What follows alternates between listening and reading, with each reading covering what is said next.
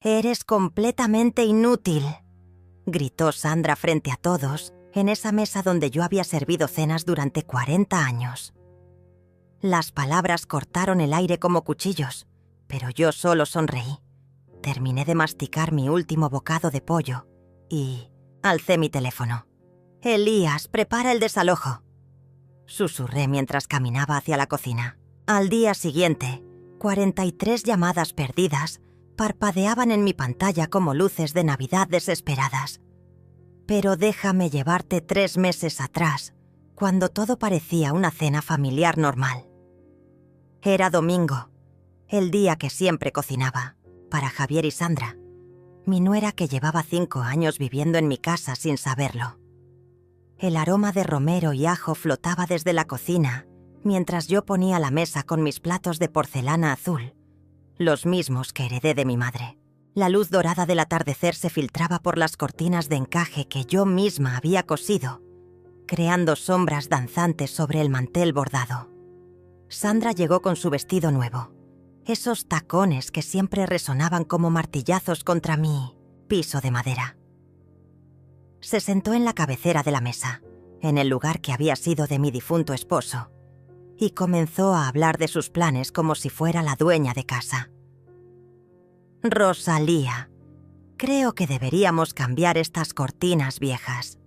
Dan un aspecto tan anticuado», dijo mientras sus ojos recorrían mi sala con desprecio bárel y disimulado. Javier, mi hijo, asentía a todo lo que ella decía. Habían pasado 2 años desde que dejé de reconocer al niño que una vez construía castillos de arena conmigo en la playa. Ahora era un hombre de 40 años que permitía que su esposa hablara de nuestros planes para la casa, como si yo fuera una inquilina temporal en mi propio hogar. El sonido de sus voces se mezclaba con el tintineo de los cubiertos contra la porcelana, creando una sinfonía de normalidad falsa que me revolvía el estómago. «Mamá, Sandra tiene razón», dijo Javier mientras cortaba su carne. «Esta casa necesita renovación. Estamos pensando en modernizar la cocina, tal vez abrir esa pared para crear un concepto abierto». Sus palabras caían como gotas de lluvia fría sobre mi piel. Yo había pintado esa pared con mis propias manos cuando él era apenas un adolescente. Cada pincelada cargada de amor y esperanza por el futuro. Sandra sonrió. Esa sonrisa que había aprendido a reconocer como el preludio de sus comentarios más hirientes. «Claro, Rosalía podrá ayudarnos con los gastos. Después de todo, vive aquí gratis». La palabra gratis resonó en mi cabeza como una campana funeral. Si ella supiera que cada mes, religiosamente, yo pagaba los impuestos de esta propiedad, que mi nombre estaba grabado en cada documento legal, que cada ladrillo de estas paredes me pertenecía por derecho y por sacrificio. El postre llegó en silencio. Flan casero que había preparado desde las 5 de la mañana, con esa receta que mi abuela me enseñó cuando yo tenía apenas 10 años. Las cucharas raspaban contra el cristal, mientras los planes de Sandra se volvían más elaborados, más invasivos. Hablaba de convertir mi habitación en un estudio, de usar mi jardín para una piscina, de vender mis muebles antiguos porque ocupaban demasiado espacio. Debí haber notado las señales antes. La forma en que Sandra había comenzado a responder el teléfono de casa como si fuera suyo, diciendo «Residencia Morales», en lugar de llamarme para que yo contestara. ¿Cómo había cambiado la disposición de mis fotografías familiares? Relegando las imágenes de mi juventud a un rincón oscuro, mientras colocaba las suyas en el lugar central de la repisa. Pequeños gestos que, como hormigas, parecían insignificantes solos, pero que juntos formaban una invasión silenciosa. Esa noche, después de que se fueron a dormir, me quedé en la cocina lavando los platos. El agua tibia corría sobre mis manos, mientras observaba por la ventana mi jardín de rosas, iluminado por la luna llena. Cada rosa había sido plantada por mí, cada paz trazado por mis pasos durante décadas de madrugadas solitarias. Esta casa no era solo mi hogar, era mi historia, mi refugio, mi legado. Y alguien estaba tratando de arrebatármela sin siquiera saber que le pertenecía a la mujer que llamaban inútil. Las semanas siguientes se convirtieron en una danza extraña, donde yo observaba mi propia casa transformarse sin mi permiso. Sandra había comenzado a invitar a sus amigas para mostrar la propiedad, como si fuera una agente inmobiliaria presumiendo su nueva adquisición. Las escuchaba desde la cocina, donde yo preparaba café y galletas que ellas consumían, mientras planificaban cambios que jamás habían consultado conmigo. «Esta sala tiene tanto potencial», decía Sandra, su voz llegando hasta mí como el zumbido molesto de una mosca. «Imaginen sin todos estos muebles antiguos, con pisos modernos y paredes blancas minimalistas». Sus amigas suspiraban de admiración mientras yo apretaba los puños alrededor de mi taza de té. Cada mueble que despreciaban tenía una historia. La mecedora donde amamanté a Javier, el escritorio donde él hacía sus tareas mientras yo le ayudaba con matemáticas, la vitrina donde guardaba los recuerdos de nuestros viajes familiares. Una tarde, mientras regaba mis geranios en el porche delantero, escuché a Sandra hablando por teléfono en el jardín. Su voz llevaba esa tonalidad conspiratoria que me puso en alerta inmediata. «No, mamá, ella no sabe nada sobre papeles legales. Vive en su mundo de novelas románticas y telenovelas. Javier maneja todo eso ahora». Mis manos se detuvieron sobre la regadera mientras las gotas de agua caían lentamente sobre las flores rojas. «Claro que es nuestra casa», continuó Sandra, caminando entre mis rosales sin cuidado alguno, pisoteando los pétalos caídos. «Llevamos años manteniéndola, pagando todo. Ella solo vive aquí porque somos buenas personas». La mentira salió de sus labios con tanta naturalidad que me pregunté cuántas veces había repetido esa historia. Mi corazón comenzó a latir más rápido mientras me daba cuenta de que Sandra no estaba simplemente siendo cruel. Estaba construyendo una narrativa, creando una versión de la realidad donde yo era la beneficiaria de su generosidad. Esa noche esperé hasta que las luces de su habitación se apagaran. Caminé descalza hasta mi estudio, ese pequeño cuarto que Sandra quería convertir en su espacio de trabajo, y abrí mi caja fuerte. Dentro estaban todos los documentos que había guardado celosamente durante décadas. La escritura original de la casa con mi nombre, los recibos de impuestos pagados religiosamente cada año, las facturas de todas las reparaciones y mejoras que había financiado con mi propio dinero. Cada papel era una prueba de que esta casa me pertenecía mucho antes de que Sandra existiera en nuestras vidas. El documento de compra databa de 1982, cuando Javier tenía apenas 8 años y su padre acababa de morir en ese accidente de tráfico que cambió nuestras vidas para siempre. Había trabajado 3 empleos simultáneamente para juntar el enganche. Limpiaba oficinas en las madrugadas, cuidaba niños en las tardes y cosía vestidos de novia los fines de semana. Mis dedos recordaban cada pinchazo de aguja, cada madrugada, levantándome a las 4 para llegar puntual a limpiar esos edificios corporativos, donde ejecutivos en trajes caros nunca notaron a la mujer que vaciaba sus papeleras. Los recibos de luz, agua, gas, todos estaban a mi nombre. Incluso después de que Javier se casara y se mudara aquí con Sandra, yo había seguido pagando cada factura desde mi cuenta bancaria.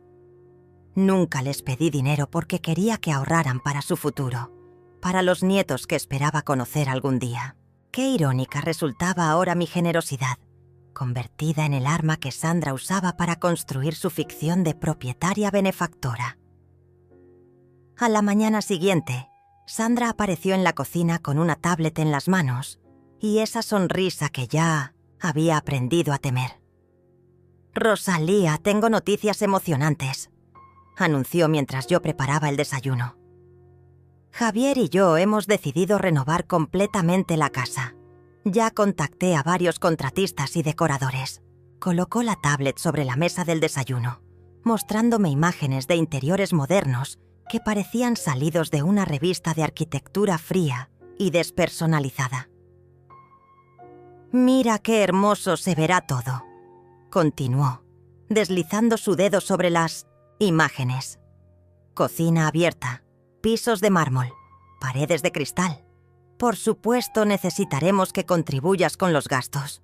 Después de todo, tú también vives aquí y te beneficiarás de las mejoras. La palabra contribuir sonó particularmente obscena viniendo de alguien que vivía sin pagar renta en una casa que ni siquiera era suya. Javier apareció en la cocina, ya vestido para el trabajo, y besó a Sandra en la mejilla mientras observaba las imágenes en la tablet. «Se ve increíble, amor. Mamá, estoy seguro de que entiendes lo importante que es mantener la propiedad actualizada». Su voz tenía esa tonalidad patronizing que había desarrollado en los últimos años, como si hablara con una niña pequeña que necesitaba explicaciones simples para conceptos complejos. «Claro», murmuré, sirviendo huevos revueltos en sus platos.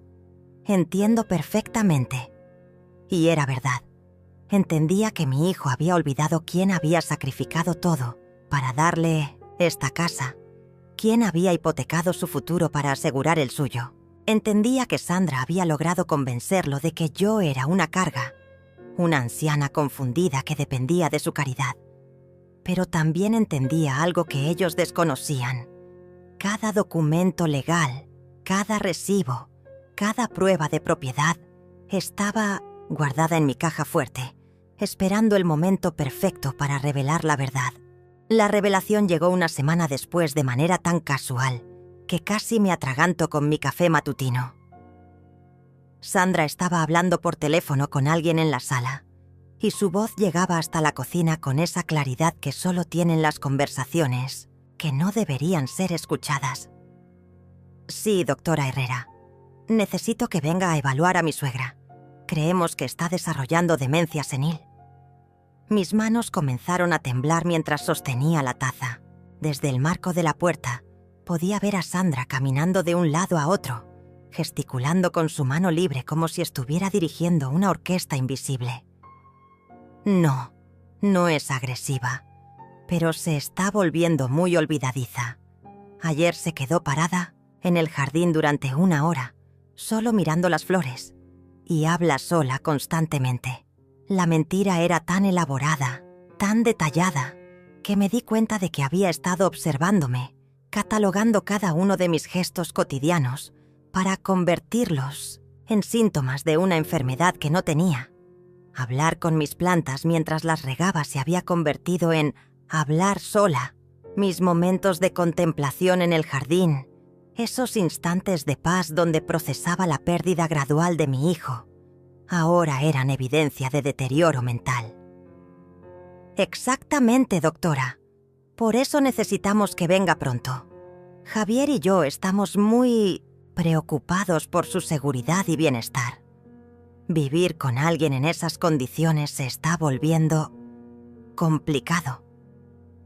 La palabra complicado salió de sus labios como veneno dulce. Pude escuchar el suspiro fingido, esa respiración profunda que acompañaba sus mejores actuaciones de mujer sacrificada.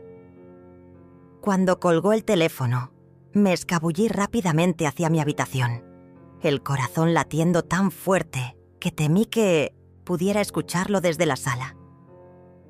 Me senté en el borde de mi cama, esa misma cama donde había dormido durante 30 años, y traté de procesar lo que acababa de descubrir. Sandra no solo quería apropiarse de mi casa, quería declararme incompetente mentalmente para justificar su control total sobre mi vida y mis propiedades. Esa tarde, mientras Sandra salía a sus clases de yoga, busqué entre los cajones de su tocador. Sabía que estaba invadiendo su privacidad, pero la urgencia de entender completamente sus planes me superó cualquier escrúpulo moral. Encontré una carpeta manila escondida debajo de sus bufandas de seda, y dentro había documentos que me helaron la sangre. Había impreso formularios para solicitar la tutela legal de una persona mayor incapacitada. Mi nombre aparecía ya escrito, en varios espacios, con la letra cuidadosa de Sandra completando información que solo yo debería proporcionar. Fecha de nacimiento, número de seguro social, lista de comportamientos preocupantes observados en los últimos meses. Cada mentira estaba documentada con fechas específicas y descripciones detalladas de incidentes que jamás habían ocurrido. Sujeto: se encontró desorientada en su propia cocina, incapaz de recordar cómo preparar café, decía una entrada fechada la semana anterior. Yo recordaba perfectamente ese día. Había estado experimentando con una nueva receta de café que había visto en un programa de cocina, mezclando diferentes especias para crear un sabor único. Sandra había entrado a la cocina justo cuando yo estaba probando diferentes combinaciones y aparentemente había interpretado mi creatividad culinaria como confusión mental.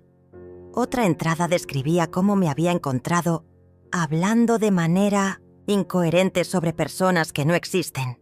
Ese día había estado contándole a Graciela, mi nieta de 16 años, historias sobre su bisabuela, mi madre, que había sido una mujer extraordinaria durante la época de la Revolución.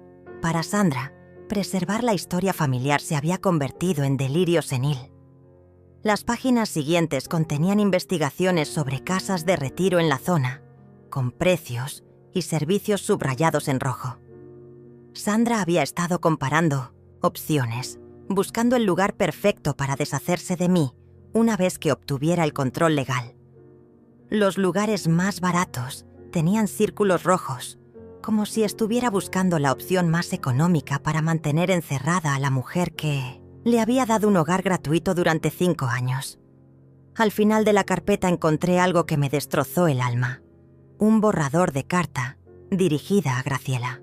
En ella, Sandra explicaba cómo la abuela Rosalía se había vuelto peligrosa para sí misma y para otros, y cómo la familia había tomado la difícil decisión de buscar cuidado profesional para ella. La carta describía una versión de mí que era irreconocible, una anciana confundida, potencialmente violenta, que necesitaba supervisión constante. Sabemos que será difícil para ti entender, Graciela, pero tu abuela ya no es la mujer que conociste. La demencia la ha cambiado completamente y por su propia seguridad necesita estar en un lugar donde puedan cuidarla adecuadamente. Las palabras flotaban en la página como arañas venenosas, tejiendo una red de mentiras diseñada para aislarme, incluso de mi nieta, la única persona en la familia que todavía me veía como un ser humano completo. Coloqué todos los documentos, exactamente como los había encontrado, y cerré la carpeta con manos temblorosas. Ahora entendía la dimensión completa del plan de Sandra. No era solo crueldad casual o ambición simple. Era un esquema meticulosamente planificado para borrarme de mi propia vida. Primero me declararía incompetente. Luego me internaría en un asilo barato. Y finalmente se quedaría con mi casa mientras contaba la historia de una familia sacrificada que había cuidado amorosamente a una suegra enferma hasta que se volvió imposible. El sonido de la llave en la puerta principal me alertó de su regreso. Subí rápidamente a mi habitación y me senté junto a la ventana, fingiendo leer una novela mientras mi mente procesaba cada detalle de lo que había descubierto. Sandra entró cantando una canción pop, feliz y relajada después de su clase de yoga, sin saber que yo acababa de descubrir cada una de sus mentiras cuidadosamente construidas.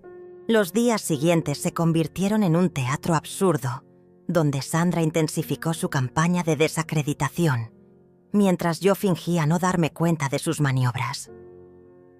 Comenzó a invitar vecinos para café, siempre cuando yo estaba presente, y durante esas visitas casuales dejaba caer comentarios aparentemente inocentes sobre mi deterioro.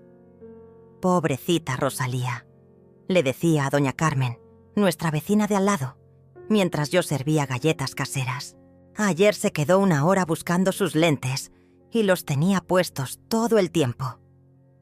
La mentira salía tan naturalmente de sus labios que incluso yo dudé por un momento de mi propia memoria. Doña Carmen me miraba con esa mezcla de lástima y incomodidad que reservamos para las tragedias ajenas. Sandra había perfeccionado el arte de la manipulación sutil. Cuando yo mencionaba algún recuerdo de cuando Javier era niño, ella intervenía con un suspiro fingido. «Ay, suegrita, esa historia la has contado 3 veces esta semana». Aunque fuera la primera vez que la compartía, las personas presentes asentían comprensivamente, como si hubieran sido testigos de mi supuesta repetición compulsiva. La situación escaló cuando Sandra comenzó a grabarme con su teléfono durante nuestras conversaciones cotidianas. Al principio pensé que era casualidad, que simplemente estaba usando el dispositivo mientras hablábamos, pero una tarde la descubrí editando videos en su laptop, recortando fragmentos de nuestras charlas para crear una narrativa de confusión y desorientación que simplemente no existía. En uno de los videos había capturado el momento en que yo le preguntaba qué día era, pero había editado el contexto. Lo que ella no incluía era que acababa de despertarme de una siesta y estaba desorientada por el cambio de luz, preguntando si ya era hora de la cena. En su versión editada, yo aparecía como una anciana perdida en el tiempo, incapaz de ubicarse en la realidad básica. «Mira, Javier», le decía a mi hijo mientras reproducía estos fragmentos manipulados en su tablet. «Tu mamá está empeorando. Necesitamos tomar decisiones difíciles antes de que sea demasiado tarde». Los veía desde el pasillo, escondida detrás de la pared, observando cómo mi propio hijo asentía gravemente mientras consumía esas mentiras cuidadosamente fabricadas. Javier había comenzado a hablarme con esa voz excesivamente dulce que usamos con los niños pequeños o los enfermos terminales.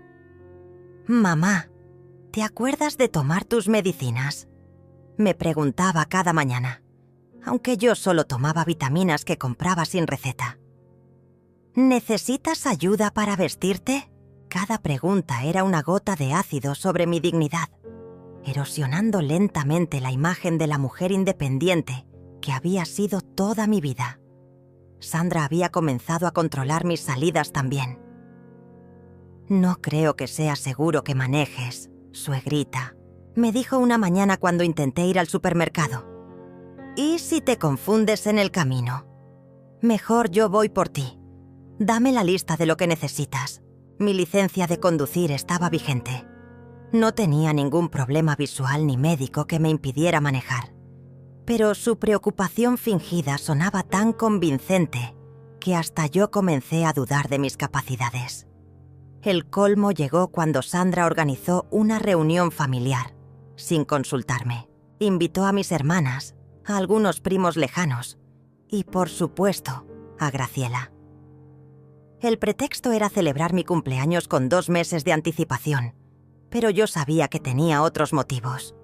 Durante la cena, mientras todos comían el pastel que yo había preparado en mi propia cocina, Sandra comenzó su presentación.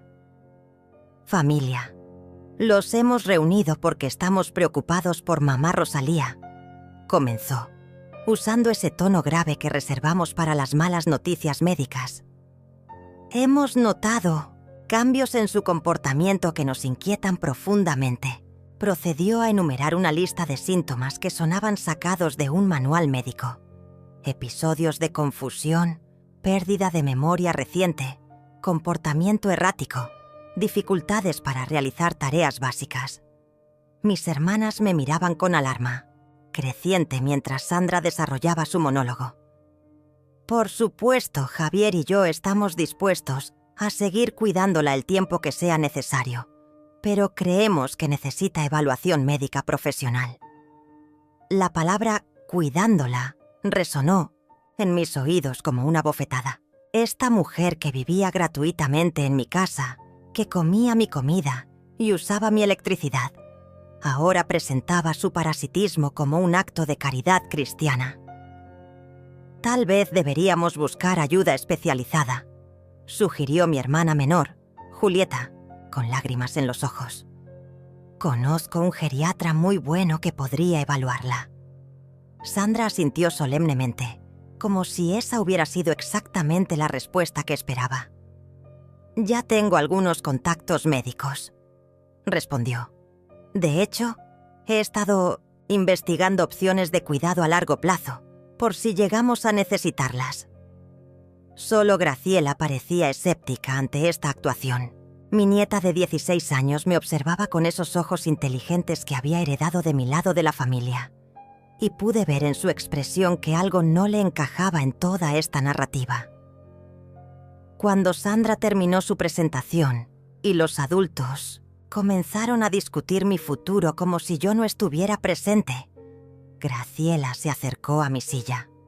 «Abuela», me susurró al oído, «¿tú te sientes confundida o enferma?» Su pregunta era directa, sin condescendencia, tratándome como el adulto que siempre había sido para ella. «Para nada, mi amor», le respondí en el mismo tono bajo. «Me siento perfectamente lúcida y capaz». Vi cómo sus ojos se entornaron ligeramente, esa expresión que ponía cuando algo no le cuadraba en sus clases de matemáticas. Esa noche, después de que todos se fueran y Sandra se acostara satisfecha con el éxito de su performance, me quedé despierta en mi cama procesando lo que había ocurrido.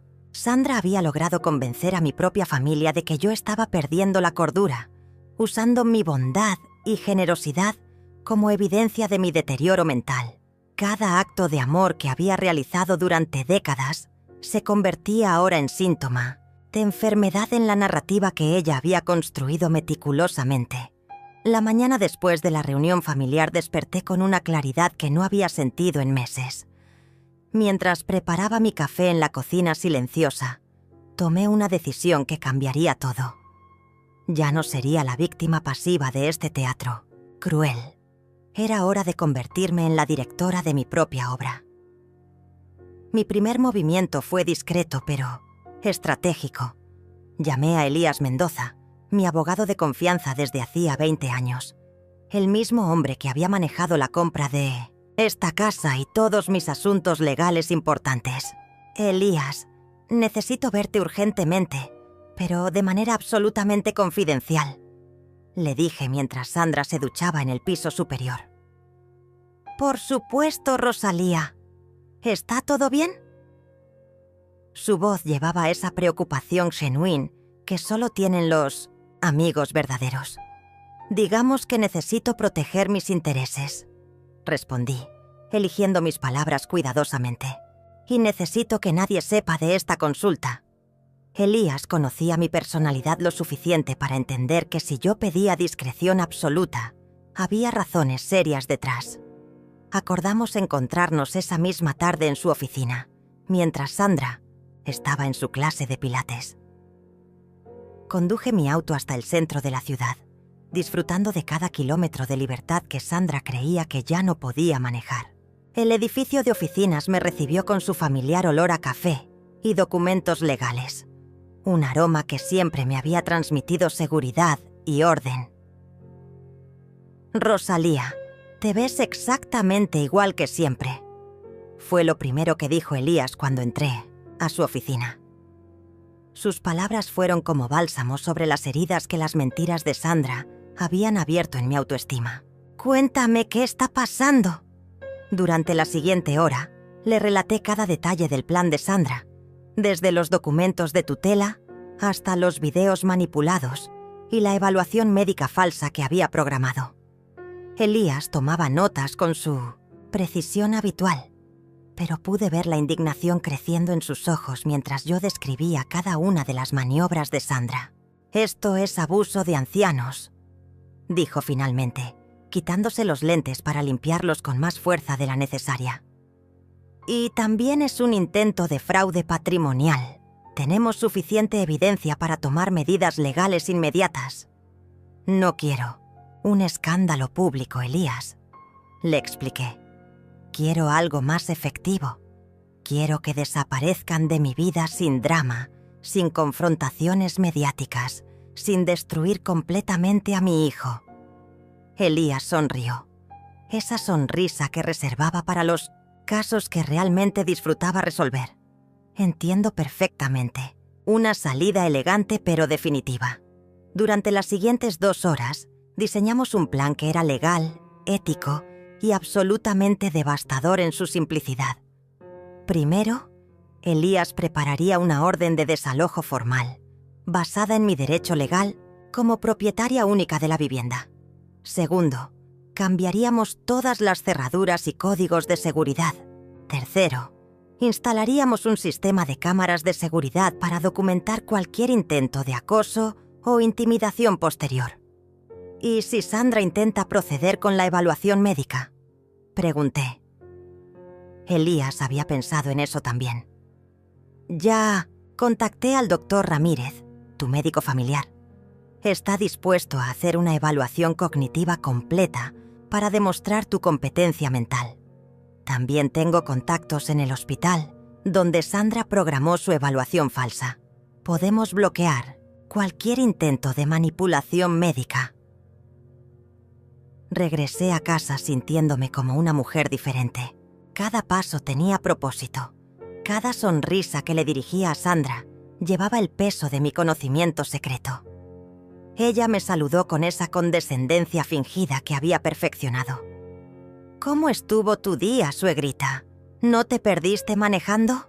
Fue perfecto, respondí con honestidad absoluta. Exactamente lo que necesitaba.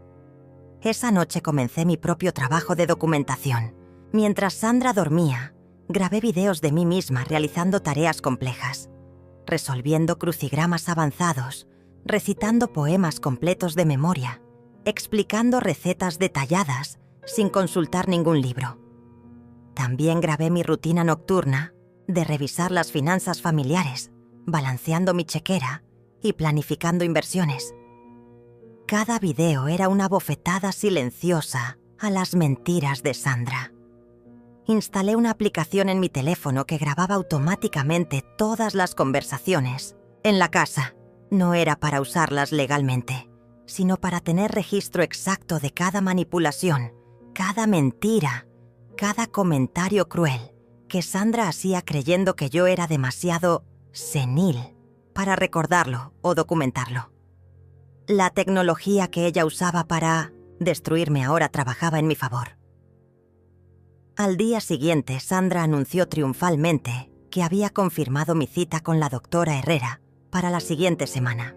Es una especialista muy reconocida en demencia senil, me explicó con esa voz melosa que usaba cuando quería sonar especialmente caring.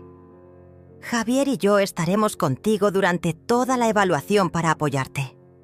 La idea de que necesitaba su apoyo para una evaluación médica era tan patronizing que tuve que contener la risa.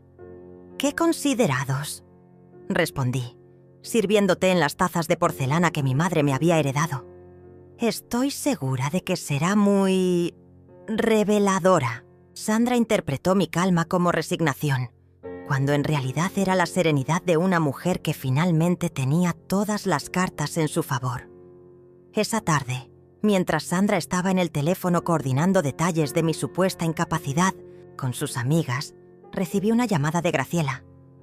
Abuela, ¿podemos hablar en privado? Hay algo que no me está gustando de todo esto. Mi nieta tenía esa intuición natural que las mujeres de nuestra familia habían heredado durante generaciones. Esa capacidad de detectar mentiras incluso cuando están perfectamente maquilladas. Por supuesto, mi amor. ¿Qué te preocupa? Anoche escuché a Sandra hablando con mi papá sobre internarte en un asilo, me confesó con voz temblorosa. Decía que ya había visitado algunos lugares y que tenía todo preparado para después de la evaluación médica. Pero, abuela, tú no actúas como alguien enfermo. Estás igual que siempre. Graciela había sido mi aliada involuntaria, la testigo inocente que podía confirmar mi lucidez mental. Graciela, quiero que sepas algo muy importante, le dije. eligiendo mis palabras cuidadosamente. No importa lo que pase en los próximos días.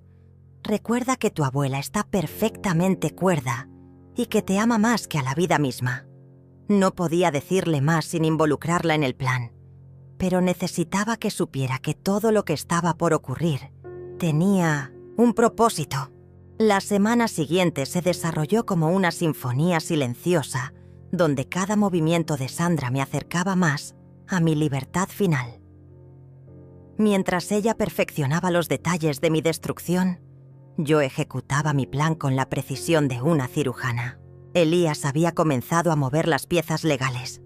Los documentos de desalojo estaban listos, las cerraduras nuevas ordenadas y el sistema de seguridad programado para instalarse el día después de la confrontación. Sandra intensificó su campaña de documentación, grabando cada uno de mis movimientos con una dedicación obsesiva. No sabía que yo también la estaba grabando a ella, capturando cada mentira, cada manipulación, cada comentario cruel que hacía cuando creía que yo no podía escucharla. Sus conversaciones telefónicas se habían vuelto más frecuentes y más explícitas sobre sus planes para mi futuro. Sí, mamá, el lugar que visité ayer está perfecto.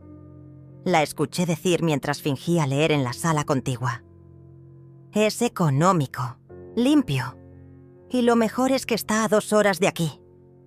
Podremos visitarla de vez en cuando, pero no será una molestia constante. La frialdad en su voz mientras describía mi destino como una molestia que debía ser eliminada me confirmó que había tomado la decisión correcta. El día de la evaluación médica falsa llegó con una lluvia ligera que parecía presagiar el fin de una era. Sandra se había vestido especialmente para la ocasión, como si fuera a una audición importante. Llevaba un vestido negro conservador y había adoptado esa expresión de sufrimiento noble que las mujeres usan cuando quieren parecer víctimas, heroicas de circunstancias difíciles. «Suegrita, ¿estás lista para ir con la doctora?», me preguntó con esa voz excesivamente dulce que había perfeccionado. «Recuerda que solo queremos lo mejor para ti». Javier esperaba en la sala, vestido con traje como si fuéramos a un funeral. En cierto modo, lo éramos.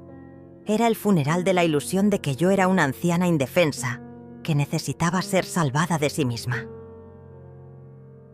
Durante el viaje al consultorio, Sandra repasó conmigo las preguntas difíciles que la doctora podría hacerme. «Si te pregunta qué día es, tómate tu tiempo para recordar. No hay prisa», me instruyó, como si fuera una niña preparándose para un examen escolar. «Y si te sientes confundida por alguna pregunta, no dudes en decirnos que te ayudemos».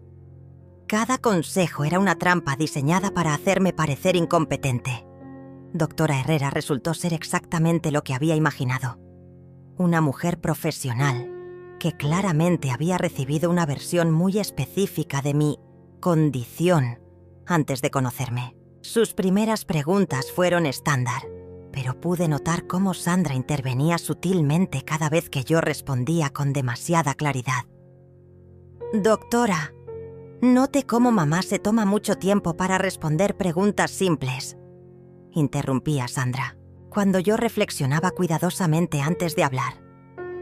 «En casa a veces se queda así por horas, como perdida en sus pensamientos». La doctora anotaba diligentemente estas observaciones falsas mientras yo mantenía mi compostura.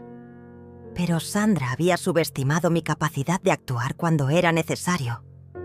Cuando la doctora me pidió que nombrara al presidente actual, fingí confusión momentánea. «¿El presidente?» «Ay, doctora, con tantos cambios políticos. ¿Se refiere al presidente de México o al de Estados Unidos?» Mi pregunta era perfectamente válida, pero Sandra la interpretó como evidencia de mi desorientación. «Ve, doctora, esto es exactamente lo que le decía», murmuró Sandra con satisfacción apenas contenida.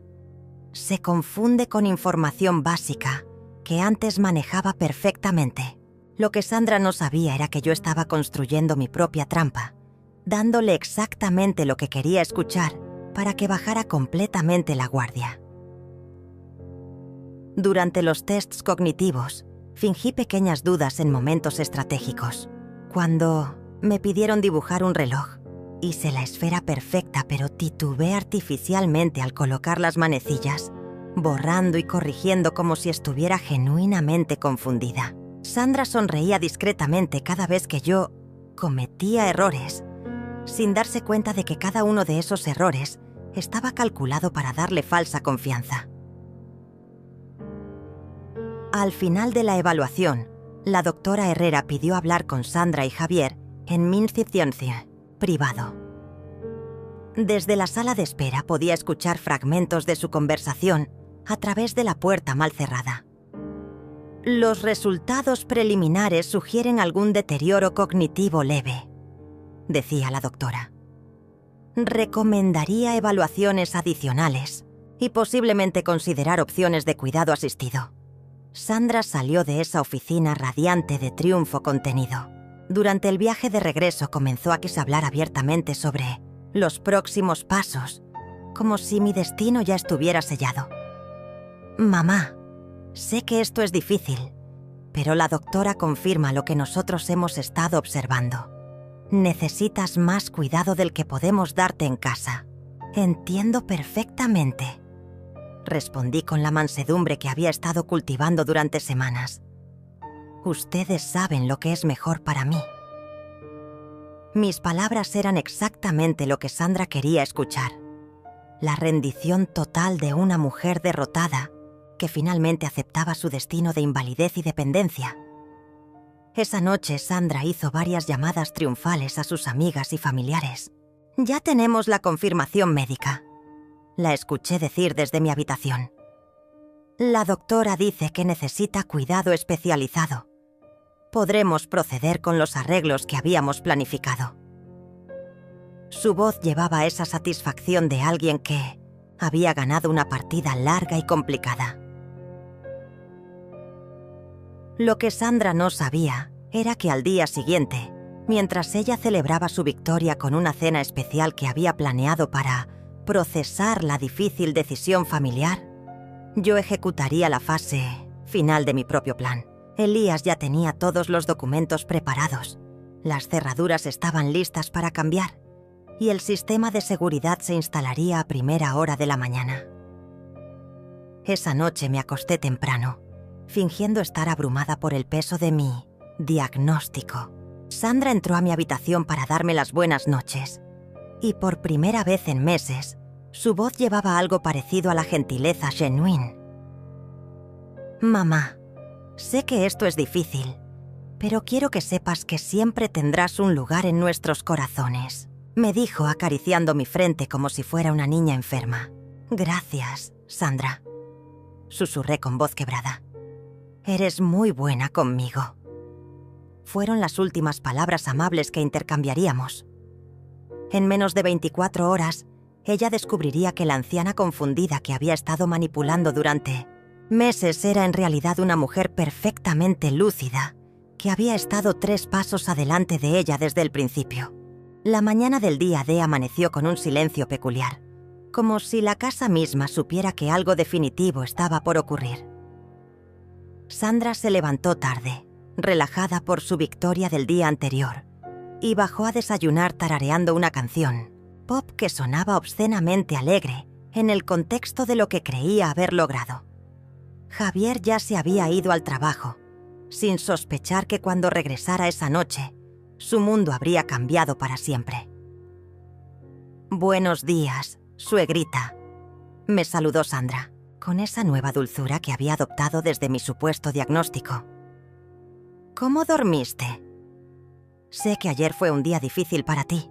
Preparé café para ambas, sirviendo en las tazas de porcelana que había usado durante 30 años de mañanas familiares, sabiendo que sería la última vez que Sandra bebería en mi mesa». «Dormí muy bien», respondí con honestidad. Por primera vez en meses, había dormido profundamente, con la paz que viene de saber que la justicia está a punto de ser servida.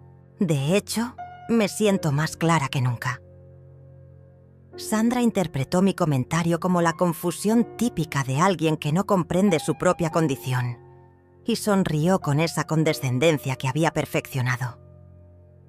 A las 10 de la mañana, Sandra recibió una llamada que la puso eufórica.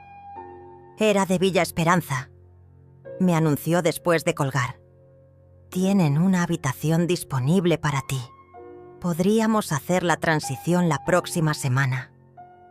Su voz temblaba de emoción contenida mientras describía las maravillosas instalaciones del asilo que había elegido para mí. Lo que no mencionaba era que Villa Esperanza era el más barato de todos los lugares que había investigado. «¡Qué eficientes!», murmuré, removiendo mi café lentamente. «¿Ya contactaste a Elías para los papeles legales?». La pregunta era una pequeña trampa que Sandra mordió inmediatamente. «Oh, no te preocupes por eso, suegrita. Javier y yo nos encargaremos de todos los aspectos legales. Tú solo necesitas concentrarte en adaptarte a tu nuevo hogar». A las 11, Sandra salió para hacer algunas diligencias relacionadas con tu traslado. Lo que no sabía era que esas serían las últimas diligencias que haría como residente de mi casa. En el momento que su auto desapareció por la esquina, puse en marcha la fase final de mi plan. La primera llamada fue a Elías. «Es hora, Lentas», dije simplemente. «Procede con todo tal como lo planeamos». Su voz llevaba esa energía que reservaba para los momentos más satisfactorios de su carrera legal. «Los técnicos de cerrajería están en camino y el equipo de seguridad llegará en 1 hora. Los documentos de desalojo están listos para ser entregados oficialmente». La segunda llamada fue a una empresa de mudanzas que había contratado secretamente la semana anterior. «Vengan ahora», les dije. «Tienen exactamente 3 horas para embalar y trasladar todas las pertenencias de la habitación principal y el closet del segundo piso». Había hecho una lista meticulosa de cada objeto que pertenecía a Sandra y Javier, desde su ropa hasta sus productos de tocador. Mientras los trabajadores transformaban mi casa, yo permanecí sentada en mi mecedora del porche, observando cómo cada vestigio de la presencia de Sandra era sistemáticamente removido de mi hogar. Sus vestidos caros, sus zapatos de diseñador, sus cremas antiedad, todo fue empacado con eficiencia profesional y cargado en un camión que los llevaría a un depósito de almacenamiento que había rentado a su nombre. A las 2 de la tarde los cerrajeros terminaron su trabajo. Cada cerradura había sido cambiada, cada código de acceso reprogramado. La casa que Sandra creía controlar ahora le era completamente inaccesible.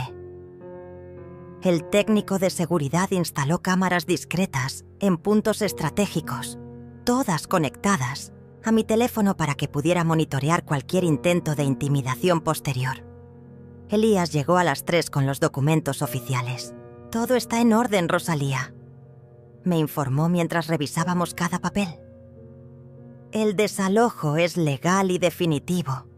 Tienen 24 horas para recoger cualquier pertenencia que hayamos pasado por alto, pero solo con supervisión policial y en horarios específicos».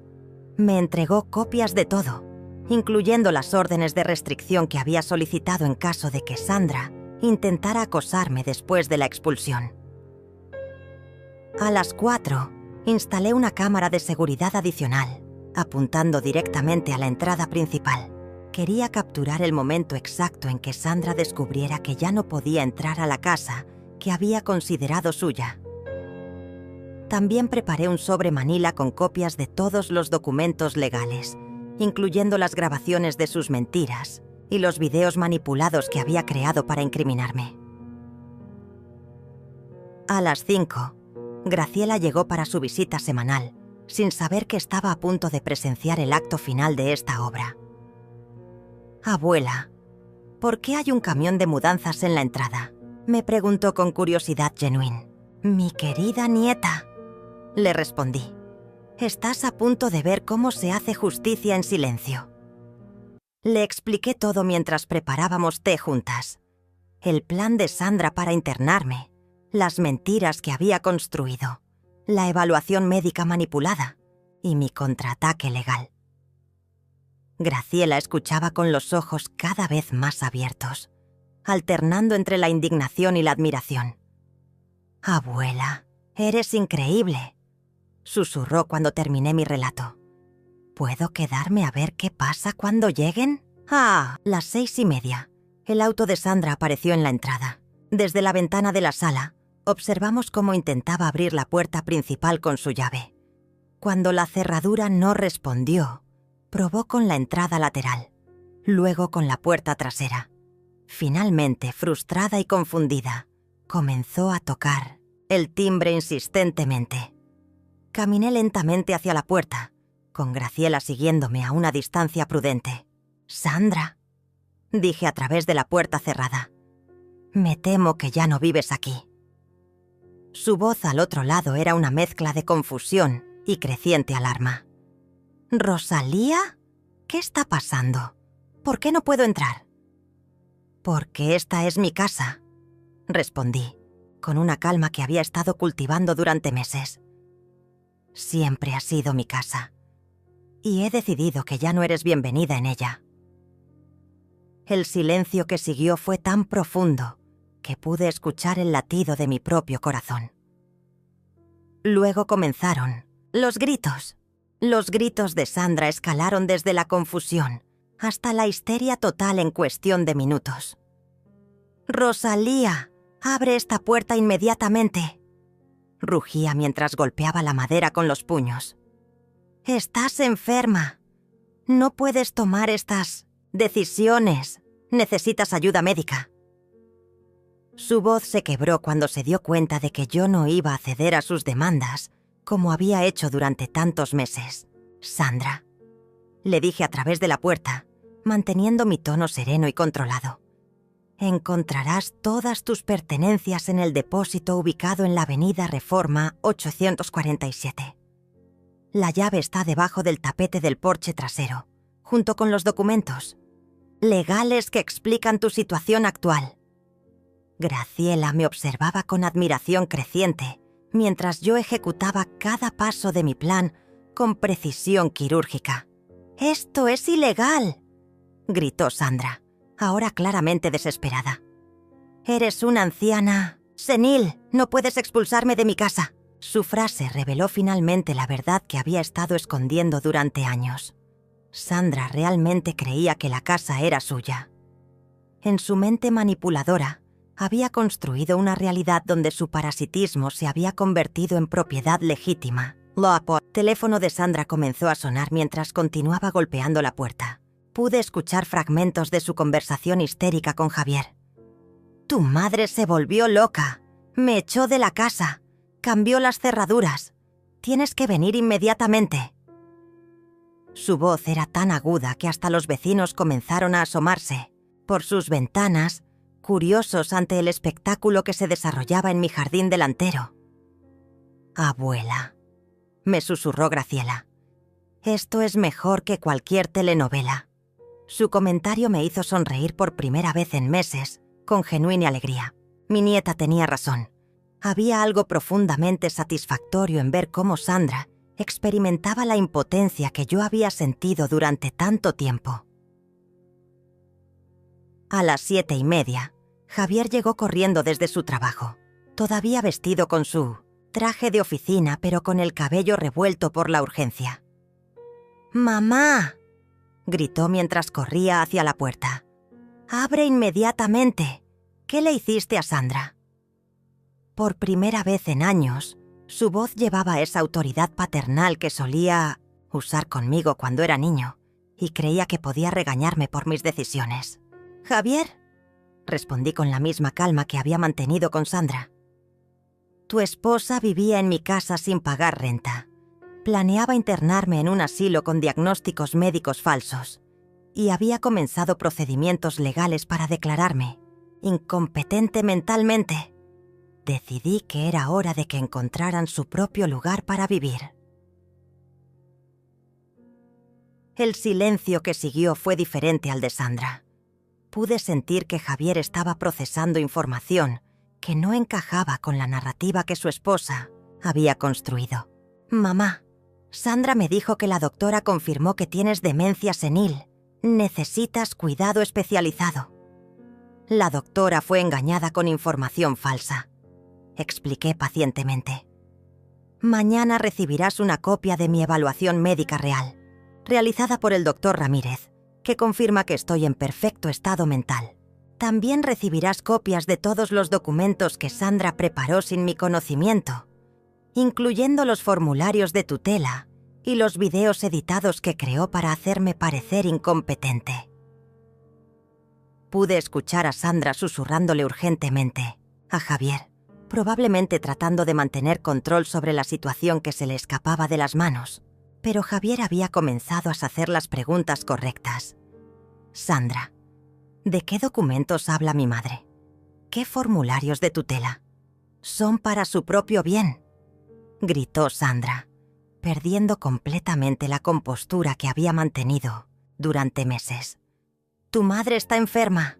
Yo solo traté de protegerla de sí misma». Su admisión involuntaria de haber preparado documentos legales sin mi consentimiento fue exactamente lo que necesitaba que Javier escuchara.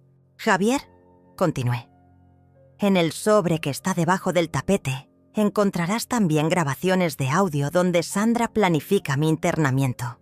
Describe cómo manipular evaluaciones médicas y explica su plan para quedarse con mi casa una vez que yo esté fuera del camino. Te sugiero que las escuches antes de tomar cualquier decisión sobre quién está diciendo la verdad aquí». El teléfono de Sandra sonó nuevamente. Esta vez era evidente que hablaba con alguien de Villa Esperanza, probablemente cancelando mi reservación, ahora que su plan se había desmoronado. «Sí, ha habido un cambio de circunstancias», la escuché decir con voz estrangulada. «La señora ya no necesitará la habitación. Además», agregué dirigiéndome tanto a Javier como a Sandra, «mañana por la mañana recibirán una visita de mi abogado y un oficial de policía para formalizar la orden de desalojo.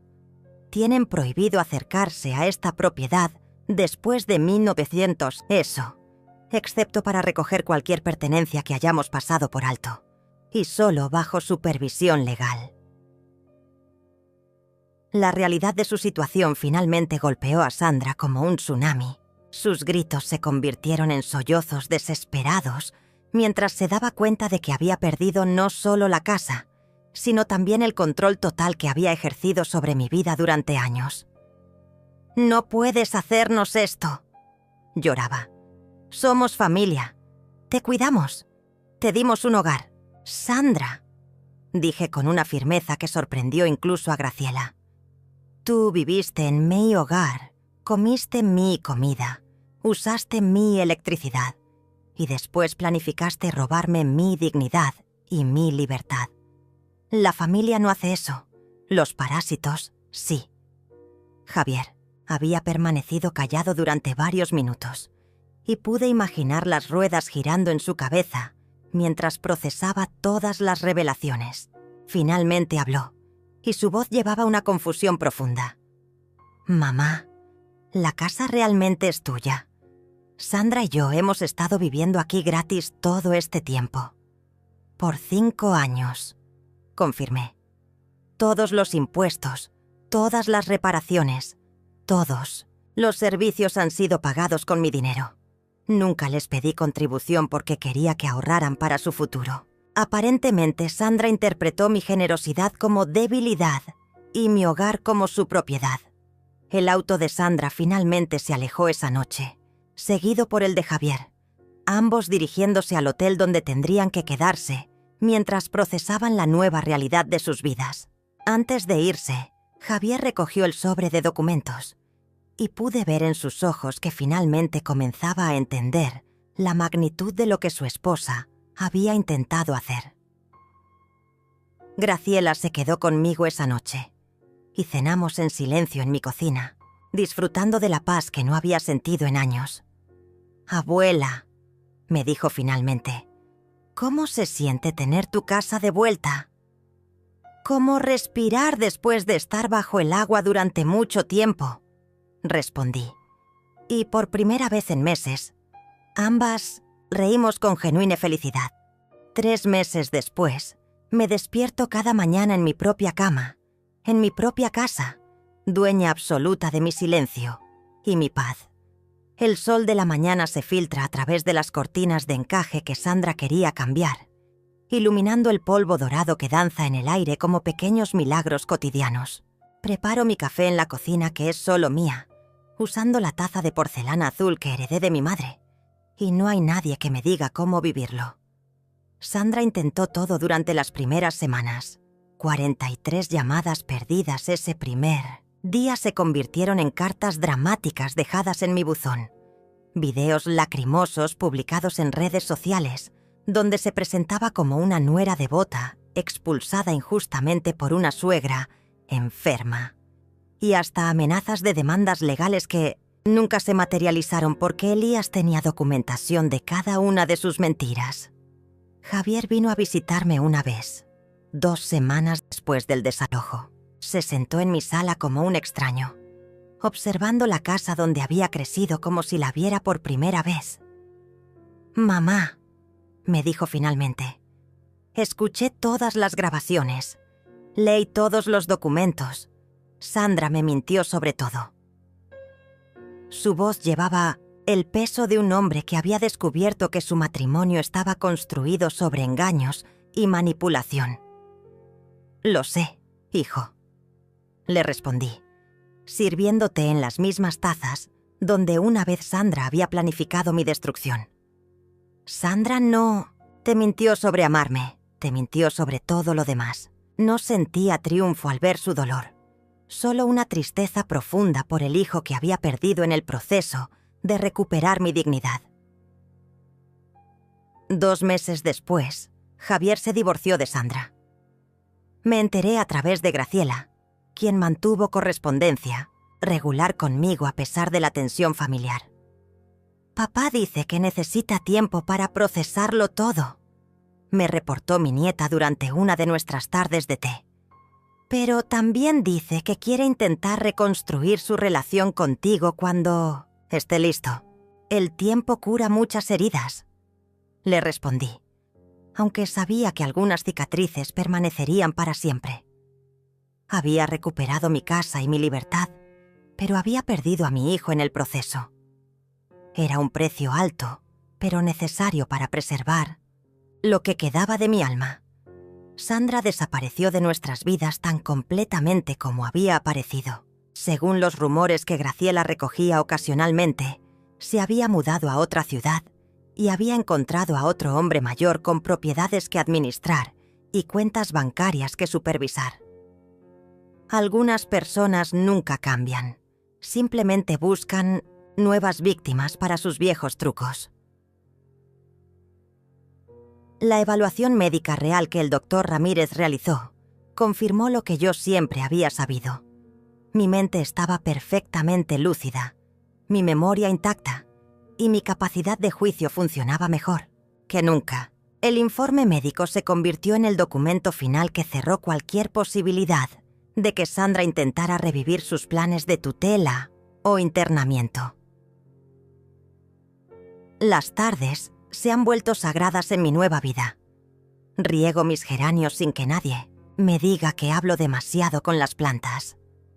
Leo mis novelas en la mecedora del porche sin que nadie sugiera que estoy perdiendo contacto con la realidad. Cocino exactamente lo que quiero comer, cuando quiero comerlo, para quien yo decida invitar. A mi mesa, Graciela viene todos los viernes después de la escuela.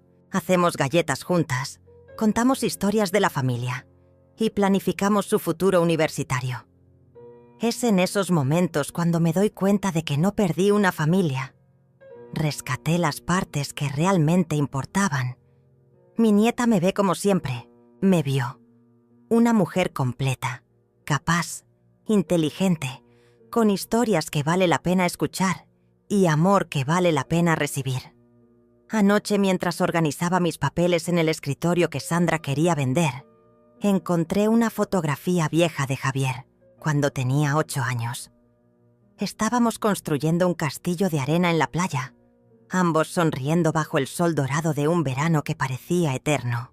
Guardé la fotografía en el primer cajón, donde puedo verla cada vez que abro el escritorio, recordándome que el amor verdadero persiste incluso cuando las personas se pierden por un tiempo. Esta mañana, mientras bebía mi café y observaba amanecer sobre mi jardín de rosas, recibí un mensaje de texto de un número desconocido. «Mamá, soy Javier. ¿Podríamos almorzar juntos la próxima semana? Hay muchas cosas de las que necesitamos hablar». No respondí inmediatamente. Dejé que las palabras flotaran en mi teléfono mientras terminaba mi café lentamente, saboreando tanto el líquido como la posibilidad de recuperar a mi hijo. Finalmente escribí: «Por supuesto. Ven el domingo a las 2. Haré tu postre favorito». Algunas cicatrices sanan con tiempo y paciencia. Otras se convierten en recordatorios de nuestra fuerza para sobrevivir. Y algunas, las más importantes, desaparecen completamente cuando el amor encuentra su camino de regreso a casa. Esta casa que es mía, que siempre fue mía, que seguirá siendo mía hasta el día que yo decida lo contrario. Se llena nuevamente de risas cada viernes cuando Graciela viene a visitarme. Y tal vez pronto, también los domingos, cuando mi hijo regrese a conocer a la mujer que nunca dejó de ser su madre, incluso cuando él olvidó cómo encontrarla. Sandra me llamó inútil esa noche en el comedor. Pero aquí estoy, en mi cocina, en mi casa, libre y en paz, preparando café para una nueva mañana que me pertenece completamente. Resulta que la mujer inútil era la única que sabía exactamente cuál era su valor. Y nunca, nunca más permitiré que alguien me haga olvidarlo.